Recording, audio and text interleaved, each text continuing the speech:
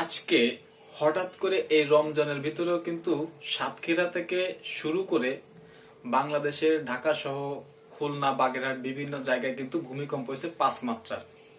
তো এই ভূমিকম্পটা হওয়ার কারণটা আসলে কি?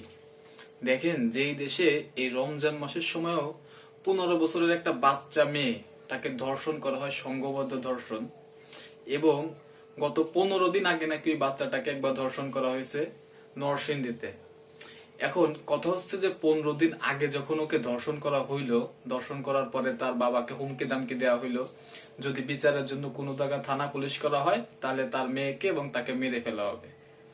এখন ওই লোকটা যখন ওই স্থানীয় কিছু মানুষদেরকে ধরলো, ধরার পরে ওইখানে একজন ইউপি সদস্য অর্থাৎ মেম্বার যাকে বলি আমরা, তিনি কিন্তু এই জিনিসটার একটা ধামাচাপা একটা ফয়সালা করে দিছিল, সুনামেলা করে দিছিল।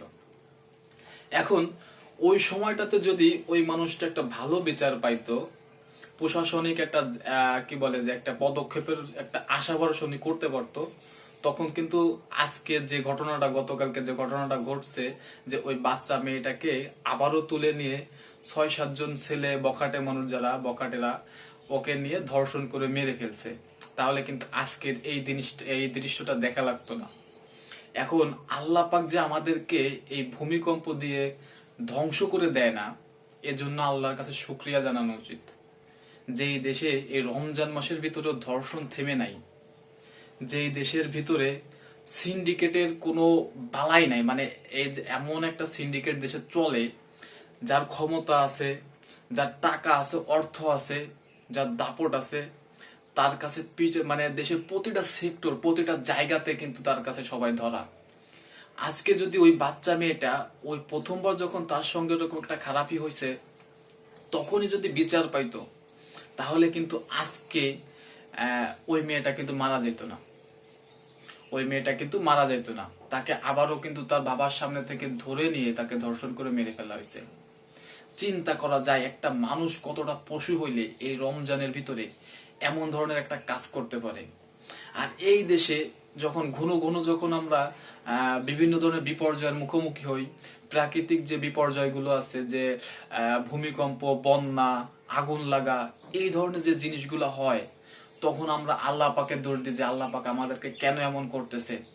আসলে এই যে ঘটনাটা গুলো ঘটতেছে, যে আগুন লাগতেছে, হঠাৎ হঠাৎ ভূমিকম্প হচ্ছে, বড় মাত্রার ভূমিকম্প হচ্ছে, তো বন্যা হইতেছে, তো এগুলো দিয়ে কিন্তু আল্লাহ পাক আমাদেরকে সতর্ক করে। আর আমরা যে পাপ করতেছি, আসলেই কিন্তু এই পাপ কিন্তু আসলে কি বলবো আর, যে এই পাপের যে ফসল আমাদেরকে, বা এই পাপ করার ফলে আমাদেরকে যে আল্লাহ পাক ধ্বংস করে দিতেছে না, এটা আল্লাহ পাকের কি বলবো যে সবচেয়ে ধৈর্যের এবং আল্লাহ পাকের কি বলবো যে মজেজার একটা অন্যতম একটা মজেজা, যে আল্লাহ আমাদের ধ্বংস করে দেয় না, আমাদের ধ্বংস হয়ে যাওয়া উচিত।